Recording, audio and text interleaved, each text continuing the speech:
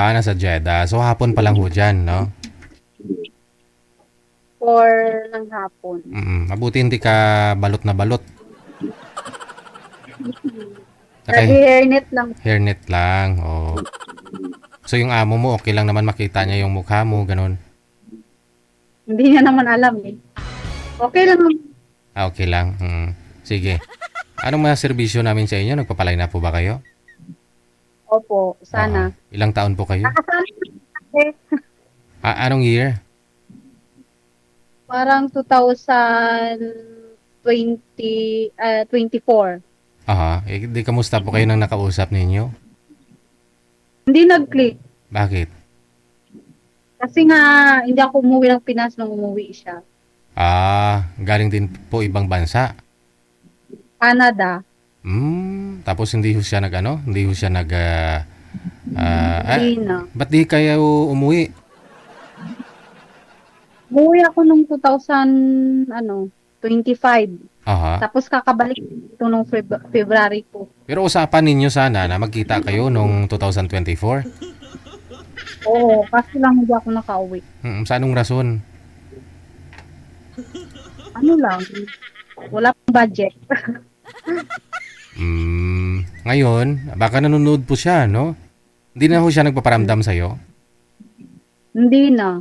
Oh. Para yung title yung sa amin, yung tutulungan ni Kuya si ate papuntang Canada. Yan yung title yung sa amin. Saan na kaya siya? Ano pong pangalan nun? Kalimutan ko na yung pangalan niya. Huwag na nating pag-usapan. Nakalimutan mo na rin pala pati pangalan. Okay. Ilang taon ka na? 37. Po? 37. 37. Okay. Oh, tapos, may dati pa kayong asawa? Single mother ako. Ilan po anak? 2. Saan ho tatay?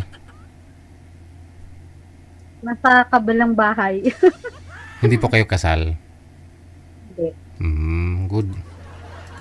Ngayon po, anong hanap mo sa lalaki?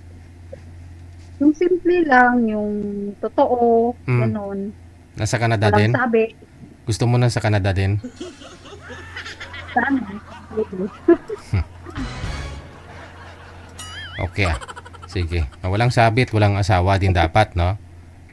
Oo. Yung pakasalan ka, yung madadala ka niya sa may Canada. Sana. Kung papalarin. Huwag ka mag-alala, marami dyan, no? Marami tayong mga... Andyan si Turintado, oh.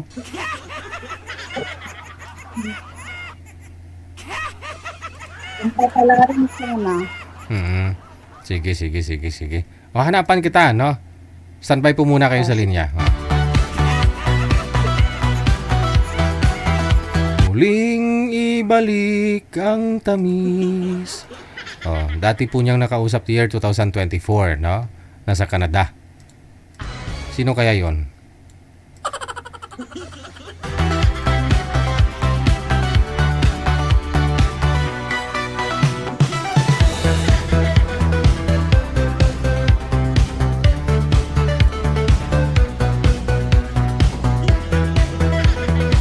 May nahanap ka na po bang pwede niya makausap, manager? Wala pa.